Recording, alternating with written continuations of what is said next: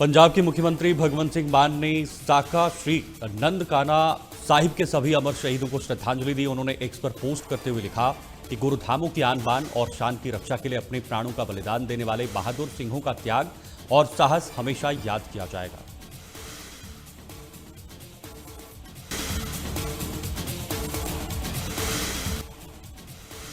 आम आदमी पार्टी के राष्ट्रीय संयोजक अरविंद केजरीवाल और पंजाब के मुख्यमंत्री भगवंत सिंह मान आज से 2 दिनों के गुजरात के दौरे पर रहेंगे। इस दौरान दोनों नेता पार्टी के कई सार्वजनिक कार्यक्रमों में हिस्सा लेंगे। इसके अलावा संगठनात्मक बैठकों में हिस्सा लेंगे।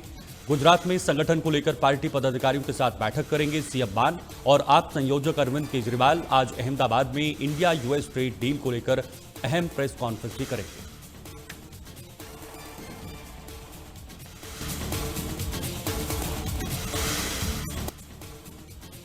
मोहाली में राष्ट्रीय कृषि और ग्रामीण विकास बैंक की ओर से सेमिनार का आयोजन किया गया, जिसमें वित्त मंत्री हरपाल सिंह चीमा शामिल हुए। इस दौरान उन्होंने नाबार्ड की ओर से कृषि समेत कई क्षेत्रों में किए जा रहे कार्यों की सराहना की। उन्होंने कहा कि नाबार्ड ऐसा स्थान है जिसका पंजाब की अर्थव्यवस्था में महत्वपूर्ण योगदान रहा है।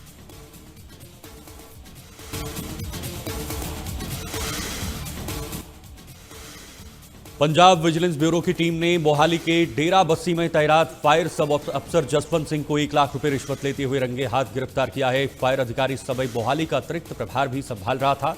मोहाली विजिलेंस ब्यूरो ने भ्रष्टाचार निवारण अधिनियम के तहत मामला दर्ज कर आरोपी को गिरफ्तार किया है, जिसके बाद उसे कोर्ट में पेश किया गया, जहां से कोर्ट ने उसे 2 दिन के रिमांड पर भेज दिया है।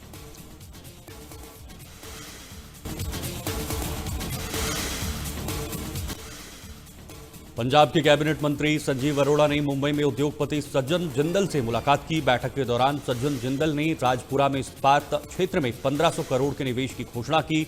उन्होंने ये भी कहा कि जेएसडब्ल्यू समूह पंजाब में अपने अलग अलग कारोबार में और निवेश करने की संभावनाएं देख रहा है।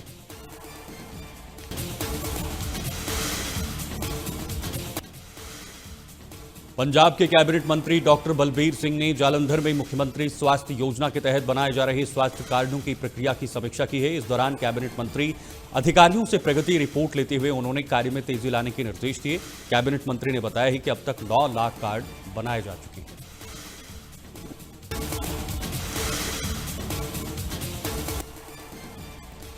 पंजाब सरकार ने शनिवार को बड़ा प्रशासनिक फेरबदल करते हुए 8 आईएएस और 8 से 6 पीसीएस अधिकारियों का तबादला कर दिया है। इस मौके पर कई जिलों और विभागों के अधिकारियों का बदलाव हुआ है। आईएएस रजदीप सिंह बराड़, रुभिंदरजीत सिंह बराड़, दिव्या पी, कृष्णपाल राजपूत समेत कई अधिकारियों को बड़ी जिम्मेदारी मिली है।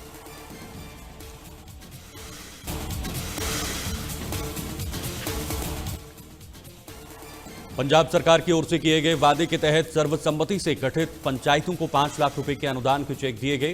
विधायक नरेंद्र कौर भरज के गांव की पंचायतों को चेक सौंपे और ग्रामीण विकास कार्यों को गति देने की बात कही है। इस दौरान भवानीगढ़ गांव के ग्रामीणों को भी अनुदान राशि दी है।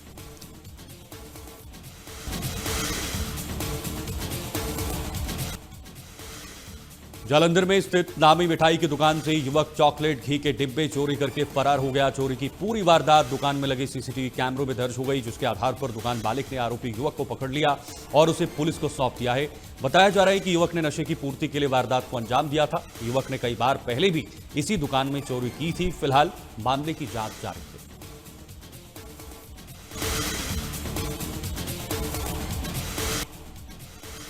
हरियाणा विधानसभा के बजट सत्र के पहले दिन सीएम सैनी ने सदन में एक प्रस्ताव पेश करते हुए हरियाणा आवास बोर्ड को भंग कर उसे हरियाणा शहरी विकास प्राधिकरण में विलय करने की घोषणा की है। मुख्यमंत्री ने बताया कि कहा बोर्ड को बंद नहीं बल्कि मर्ज किया जा रहा है और कर्मचारियों के हितों का पूरा ध्यान रखा जाएगा।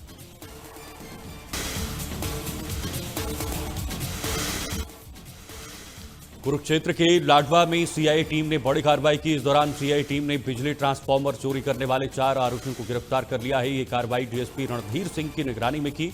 उन्होंने बताया कि आरोपियों के कब्जे से 2.5 क्विंटल तांबा लोहा पत्ती वारदात में इस्तेमाल मोटरसाइकिल बरामद की गई है। वारदात से पहले आरोपी इलाके की रेकी करते थे। रेकी के बाद चोरी किया सारा हुआ सामान कबाड़ियों को बेच देते थे। वहीं उन्होंने कहा कि चारों आरोपियों पर ट्रांसफार्मर चोरी के 85 मामले दर्ज हैं। फिलहाल जांच की जा रही है।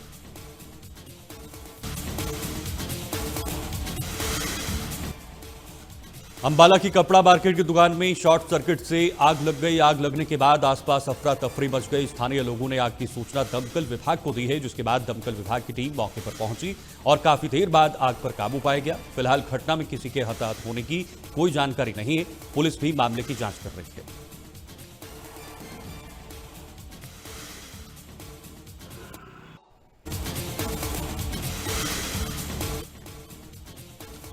मुख्यमंत्री योगी आदित्यनाथ ने उत्तर प्रदेश विधानसभा के बजट सत्र के आखिरी दिन बजट अभिभाषण पर हुई चर्चा पर सदन में जवाब दिया। सीएम योगी ने कहा कि उनकी सरकार ने भ्रष्टाचार पर प्रभावी अंकुश लगाए हैं और वित्तीय अनुशासन को मजबूत किया है। यही कारण है कि उत्तर प्रदेश की अर्थव्यवस्था को नई गति मिली है।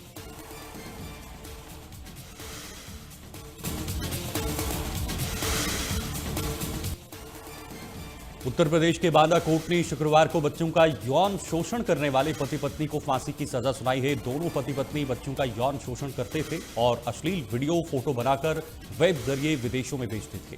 पॉक्सो कोर्ट के जज ने फैसला सुनाते हुए कड़ी टिप्पणी की और कहा कि दोनों को मरते दम तक फंदे पर लटका रखा जाए। इससे पहले कोर्ट ने 18 फरवरी को दोनों को दोषी ठहराया था। बता दें, बांदा का रहने वाला दोषी रामभवन सिंचाई विभाग का इंजीनियर था, जबकि पत्नी दुर्गावती हाउसवाइफ थी।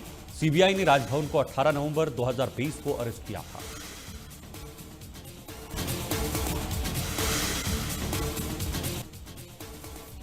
कुशीनगर के प्लास्टिक गोदाम में अचानक आग लग गई। आग लगने के कारण गोदाम का सारा सामान बुरी तरह जल गया। हादसे की सूचना मिलते ही पुलिस और दमकल की टीम मौके पर पहुंची। इसके बाद दमकल ने काफी देर बाद आग पर काबू पाया।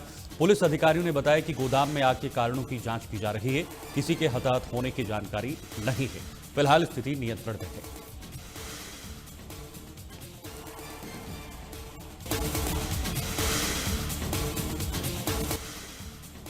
उत्तराखंड के मुख्यमंत्री पुष्कर सिंह धामी ने रांची मैदान में हो रहे प्री बजट संवाद कार्यक्रम में शामिल हुए। इस दौरान उन्होंने जनता से सीधे मिलकर आगामी बजट पर सुझाव और फीडबैक लिए। मुख्यमंत्री ने बताया कि जनता की राय को बजट में शामिल करना सरकार की प्राथमिकता है और इसके जरिए योजना और विकास कार्यों को और प्रभावी बनाया जाएगा।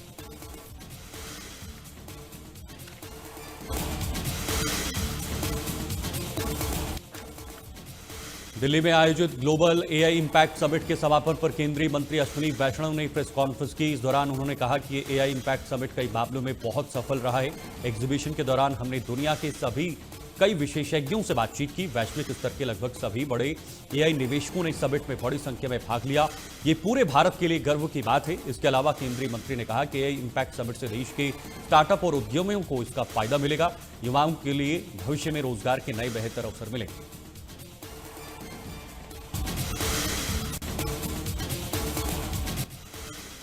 पूर्वी दिल्ली के शकरपुर इलाके में भीषण सड़क हादसा हो गया, जहां बेकाबू कार ने बाजार में रेहड़ी पटरी वालों को टक्कर मार दी। हादसे में कई लोग घायल हुए। घायलों को अस्पताल में भर्ती कराया गया है। बताया जा रहा है कि हादसे के दौरान आरोपी कार चालक नशे में धुत था। वहीं सूचना मिलते ही पुलिस मौके पर पहुंची और जांच शुरू की।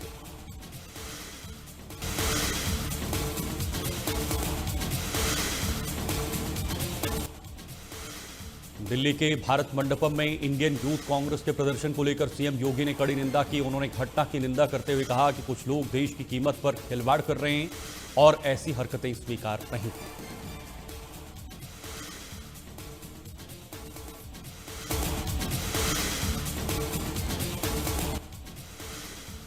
भारत मंडपम में एआई समिट के दौरान यूथ कांग्रेस की ओर से किए गए विरोध प्रदर्शन को लेकर बीजेपी सांसद अनुराग ठाकुर ने निंदा की। उन्होंने आरोप लगाया कि कांग्रेस को देश के विकास से तकलीफ है और श्रेय उन्हें नहीं मिलता, तो वे देश की उपलब्धियों को भी स्वीकार नहीं करते।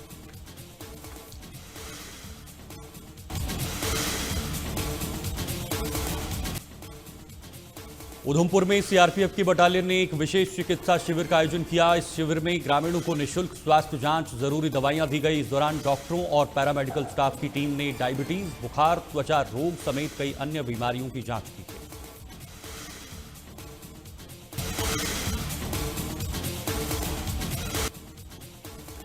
अमेरिकी सुप्रीम कोर्ट के टैरिफ रद्द करने के फैसले के बाद अमेरिका के राष्ट्रपति डोनाल्ड ट्रंप ने अपने ही देश के कोर्ट पर गंभीर आरोप लगाए और फैसले पर नाराजगी जताई है। उन्होंने प्रेस कॉन्फ्रेंस कर सुप्रीम कोर्ट के फैसले की आलोचना की और कहा कि यह बहुत निराशाजनक है। उन्हें कोर्ट के कुछ जजों पर शर्म आ रही है। उनमें हमारे देश के लिए सही काम करने की हिम्मत नहीं है।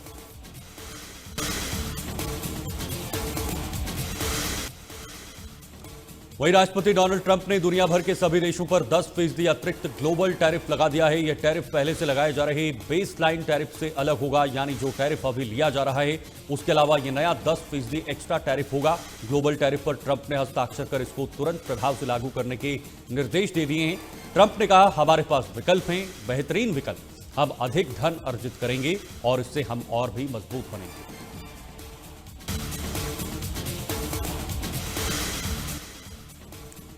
इजरायल ने क्षेत्रीय तनाव के चलते लेबनान में स्थित हिजबुल्लाह के ठिकानों पर हवाई हमला किया। इस हवाई हमले में 10 से ज्यादा लोग मारे गए, जबकि 30 से अधिक घायल हुए। हादसे के बाद प्रशासन ने राहत बचाव कार्य चलाया है और घायलों को अस्पताल में भर्ती कराया गया। बताया जा रहा है कि इजरायल